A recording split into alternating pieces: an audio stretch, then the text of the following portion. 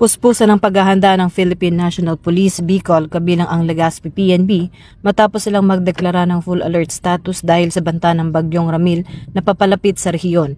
Agad na isinagawa ng Police Regional Office 5 ang pag-activate ng kanilang search and rescue at reactionary standby support force teams. Tiniyak din ng pamunuan na kumpleto at handa ang lahat ng logistical resources at kagamitan para sa mabilisang operasyon at pagtugon sa anumang krisis.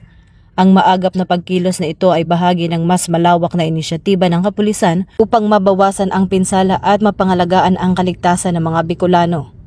Kaugnay nito, mahigpit ang koordinasyon ng PNP Bicol sa lokal na pamahalaan at iba pang ahensya upang masiguro ang maayos na preemptive evacuation sa mga high-risk na lugar, lalo na ngayong kanselado na ang lahat ng biyahe sa mga pantalan sa rehiyon.